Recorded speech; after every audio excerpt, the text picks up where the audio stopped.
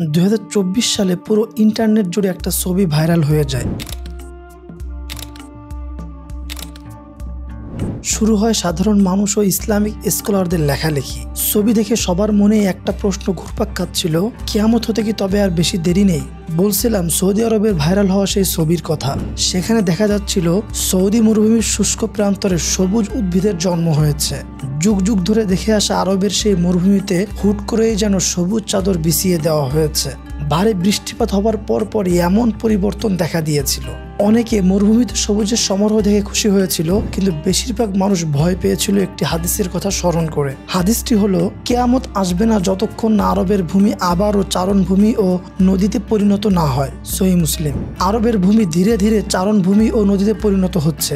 বিগত কয়েক বছরে আরবের চিত্র বিশ্লেষণ করলে সেটা স্পষ্ট দেখতে পাবেন। এখন প্রশ্ন হচ্ছে, তাহলে কি এটা আসলে কিয়ামতের আলামত? কারণ যেখানে পুরো বিশ্ব, পুরো পৃথিবীটাকে সবুজায়নের চেষ্টা করছে, সেখানে সবুজায়নটাকে আমরা নেগেটিভভাবে দেখছি, নাকি এর পিছনে মানব উদ্দেশ্য হাসিলের কোনো একটা ব্যাপার রয়েছে? আপনি হয়তো ভাবছেন এর পিছনে কিভাবে মানুষের হাত থাকতে পারে। এই প্রশ্নের উত্তর আপনি নিজেই পেয়ে যাবেন যখন আপনি সৌদি ভিশন 2030 সম্পর্কে জানতে পারবেন। এই ভিডিওটিতে আমি সৌদি ভিশন 2030-এর সাথে আরবের মরুভূমির সবুজ হওয়ার ঘটনা কিভাবে সম্পর্কিত সেটা নিয়ে আলোচনা করব। ভিডিওটি শেষ পর্যন্ত দেখতে দেখতে বুঝতে পারবেন আরবের রুক্ষ মরুভূমি সবুজ হওয়ার পিছনে কি শুধুই আবহাওয়া দায়, নাকি ব্যক্তি স্বার্থ বা রাজনৈতিক স্বার্থ জড়িত আছে। 2016 সালে সৌদি আরবের ক্রাউন প্রিন্স মোহাম্মদ বিন সালমান একটা নতুন পরিকল্পনা বাস্তবায়ন করার ঘোষণা দেন, ভিশন 2030, যার মূল লক্ষ্য হচ্ছে দেশের অর্থনীতিকে বৈচিত্র্যময় করা এবং তেলের উপর নির্ভরতা কমানো। তবে ইকোনমিক্যালি সৌদিকে আরও স্ট্রং করা ছাড়াও ভিশন 2030-এ আরও একটি উদ্দেশ্য রয়েছে, পরিবেশগত দিক উন্নয়ন করা। আর সেই সৌদি ভিশনের অধীনে বেশ কিছু প্রকল্প গ্রহণ করা হয়, যেমন নিয়ম, Saudi green initiative, the line সহ আরও অনেকগুলো প্রকল্প গ্রহণ করেছে সৌদি সরকার। তবে সবগুলো প্রকল্পের মধ্যে ইন্টারেস্টিং হচ্ছে Saudi green initiative. By the way, Saudi vision নিয়ে ইতিমধ্যে আমার চ্যানেলে একটা ভিডিও আছে, আপনারা এই ভিডিও শেষ করে দেখতে পারেন। আমি ডেসক্রিপশন বক্সে এবং ইন স্ক্রিনে ভিডিওটা যুক্ত করে দেব। যাই হোক, আলোচনায় আসি। এই যে প্রকল্প, এই প্রকল্পের অধীনে সৌদি আরবে 10 বিলিয়ন গাছ রোপণের টার্গেট নেওয়া হয়েছে। মরুভূমির বুকে সবুজ প্রাণ ফেরানো এবং বায়ুর মানের উন্নয়ন করাই এই প্রজেক্টের মূল উদ্দেশ্য। এছাড়াও 74 মিলিয়ন হেক্টরেরও বেশি ভূমি পুনরুদ্ধার করা, দেশটির 30% এলাকা সংরক্ষিত অঞ্চল হিসেবে ঘোষণা করা, কার্বন নির্গমন কমানো এবং নবায়নযোগ্য শক্তির ব্যবহার বাড়ানো এবং একটি পরিপূর্ণ কার্বন অর্থনীতি গড়ে তোলাও সৌদি গ্রিন ইনিশিয়েটিভের লক্ষ্য। সৌদি গ্রিন ইনিশিয়েটিভ বা SGI এর অঙ্গীকার বাস্তবায়নের অংশ হিসেবে সৌদিতে সবুজ কর্মসংস্থানের ব্যাপক উত্থান দেখা যাচ্ছে। সাম্প্রতিক তথ্য অনুযায়ী গত 5 বছরে সবুজ খাত 30%-এর বেশি বৃদ্ধি পেয়েছে। সৌদি গ্রিন ইনিশিয়েটিভের মতোই আরেকটি উল্লেখযোগ্য প্রজেক্ট হচ্ছে গ্রিন রিয়াদ। গ্রিন রিয়াদ হচ্ছে সৌদি আরবের রাজধানী রিয়াদকে সবুজায়নের মাধ্যমে রূপান্তর করার একটি বিশাল ও উচ্চভিলাষী প্রকল্প, যেটার মূল উদ্দেশ্য বায়ুর মান উন্নত করা এবং শহর জুড়ে তাপমাত্রা হ্রাস করা। এই প্রকল্পের কেন্দ্রবিন্দুতে রয়েছে ব্যাপক পরিসরে গাছ রোপণ। 2030 সালের মধ্যে রিয়াদের বাগান, পার্ক, মসজিদ, স্কুল এবং রাস্তার ধারে 75 লক্ষেরও বেশি গাছ লাগানো, এবং এই গাছগুলো হবে প্রায় 100টি প্রজাতির, যেগুলো শহরের জলবায়ু ও পরিবেশের সাথে মানিয়ে নিতে সক্ষম হবে। সৌদির মতো একটা ওয়েদারে শুধু গাছ রোপণ করলেই কি হবে? সব গাছপালাকে সুস্থ ও টিকিয়ে রাখতে ব্যবহার করা হবে পুনঃব্যবহৃত পানি, যা সেচ নেটওয়ার্কের মাধ্যমে সরবরাহ করা হবে। এই পুনঃব্যবহারযোগ্য পানি ব্যবস্থার জন্য পানি শোধন নেটওয়ার্ক গড়ে তোলা হবে, যা সারা শহরের জলসেচ ব্যবস্থাকে আরো আধুনিক ও টেকসই করবে। এখন একটা সহজ প্রশ্ন চলে আসে। হাদিস এবং ইসলামে করা ভবিষ্যৎবাণী বলছে সৌদির সবুজায়ন কিয়ামতের আলামত। অন্যদিকে সৌদি সরকার সবুজায়ন করে যাচ্ছে। এদিকে ভালো পরিবেশে বাঁচতে সবুজায়ন দরকার। তাহলে বর্তমান সৌদি শাসকের উদ্দেশ্যটা আসলে কি? উদ্দেশ্যের কথা যদি আসি, তাহলে বলা যায় এই পরিকল্পনার মূল উদ্দেশ্য একদম পরিষ্কার। 2015 সালে যেখানে অতেল খাতে রাজস্ব ছিল মাত্র 43 বিলিয়ন মার্কিন ডলার, সেটাকে 2020 সালের মধ্যে বাড়িয়ে 2030 সালের মধ্যে 266 বিলিয়ন ডলারে নিয়ে যাওয়াই ছিল সৌদি সরকারের মূল উদ্দেশ্য।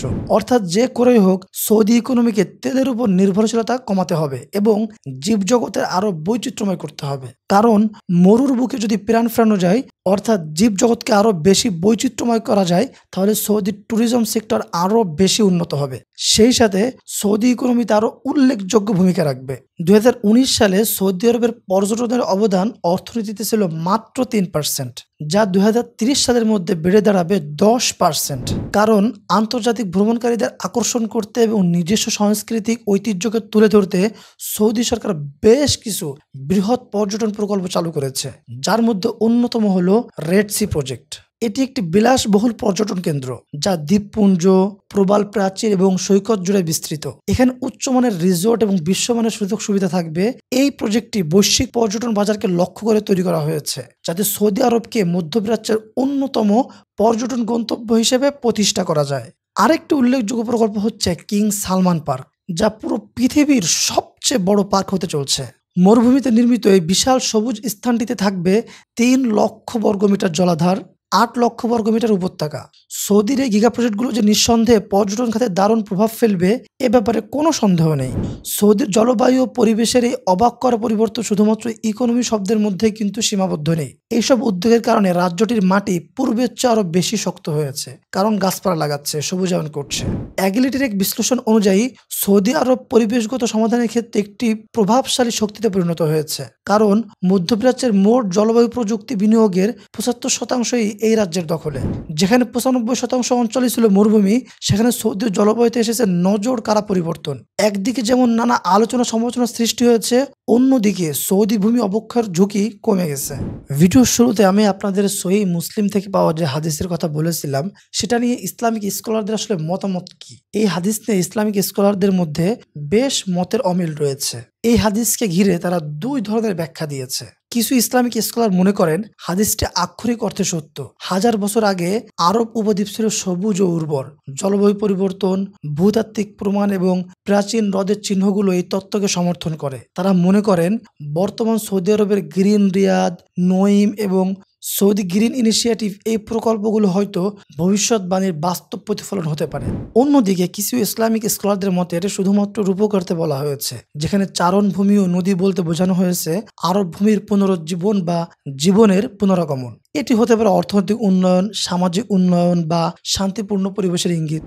আমরা যদি 2 নম্বর ব্যাখ্যাটিকে নিয়ে ভাবি, তবে দেখা যায় এটা সৌদি সরকারের উদ্দেশ্যকে ইঙ্গিত করছে। কারণ সৌদি ভিশন 2030-এর অধীনে যতগুলো প্রকল্প গ্রহণ করা হয়েছে সবগুলোই সৌদি আরবের অর্থনীতিকে শক্তিশালী করার উদ্দেশ্যে নেওয়া হয়েছে।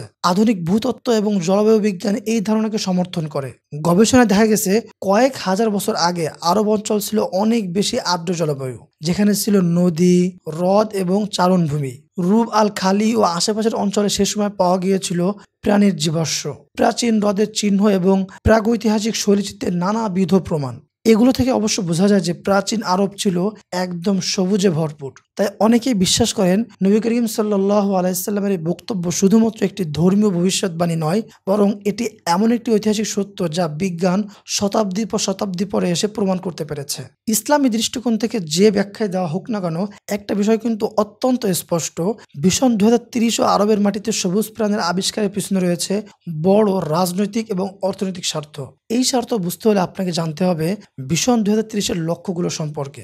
সৌদি সরকারের উদ্দেশ্য হচ্ছে তেলের উপর নির্ভরতা হ্রাস এবং অতেল খাতের রাজস্ব বৃদ্ধি করে বেসরকারি খাতের অংশগ্রহণ বাড়ানো। আরব নিউজে প্রকাশিত তথ্য অনুযায়ী 2025 সালের প্রথম প্রান্তিকে সৌদি আরবের অর্থনীতি বছরে 3.4% হারে বৃদ্ধি পেয়েছে, যা অতেল খাতের দৃঢ় প্রবৃদ্ধির ফলে সম্ভব হয়েছে। এর অন্যতম একটি কারণ কিন্তু পর্যটন ও পর্যটন সংস্কৃতির বিকাশ।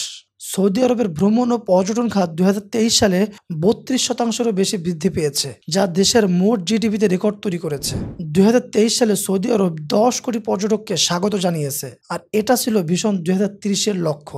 এছাড়াও এই খাতে প্রচুর পরিমাণে নতুন কর্মসংস্থান সৃষ্টি হয়েছে। 2023 সালে এই খাতে কর্মসংস্থান প্রায় 7.75 মিলিয়নে পৌঁছেছে। ভিশন 2030-এর লক্ষ্যগুলোর মধ্যে বেশ কিছু ইতিমধ্যেই সৌদি আরব পূরণ করতে সক্ষম হয়েছে। আপনি আমি বসে যখন চিন্তা করছি কেন মরুভূমির বুকে সবুজ উদ্ভিদের জন্ম হয়েছে, ঠিক সেই সময় একটি দেশ দিন দিন আরও শক্তিশালী হয়ে যাচ্ছে। অবকাঠামো দিক থেকে শুরু করে প্রাকৃতিক নিদর্শক, এমনকি ডিজিটাল প্রযুক্তিতেও এগিয়ে যাচ্ছে সৌদি আরব। আসলে আমরা বেশিরভাগ সময় মুদ্রার এক পিঠ নিয়ে কথা বলি, কিন্তু মুদ্রার অপর পিঠের কি আছে সেটা জানার কথা ভুলে যায়। আপনি যখন হুট করে কোনো ঘটনা দ্বারা চিন্তিত হবেন, তার পিছনে অবশ্যই রাজনৈতিক ও অর্থনৈতিক কারণগুলো খতিয়ে দেখার চেষ্টা করবেন। তবে এটাও সত্যি যে ইসলামের ভবিষ্যৎবাণী কখনোই ভুল হতে পারে না। হয়তো ব্যাপক আকারের এই পরিবর্তনের মাধ্যমে আমাদেরকে নতুনত্বের স্বাদ নিতে হবে এবং পরবর্তী পদক্ষেপের জন্য প্রস্তুত থাকতে হবে। কারণ কিয়ামতের সঠিক সময় কেউই বলতে পারে না। সঠিক সময় না জানা গেলেও মৃত্যুর পর জীবনের জন্য তো নিজে থেকে প্রস্তুত করা যেতেই পারে। এই বিষয়ে আপনার কি ধারণা? অবশ্যই কমেন্ট বক্সে কমেন্ট করে জানাতে পারেন। ভিডিওটি যদি ভালো লেগে থাকে তাহলে চ্যানেলটা অবশ্যই সাবস্ক্রাইব করে দিবেন। এছাড়াও আমার চ্যানেলটা ঘুরে আসতে পারেন। আমি অনেক কোয়ালিটিফুল কন্টেন্ট আপলোড দিয়েছি। আশা করি সেগুলো আপনাদের ভালো লাগবে।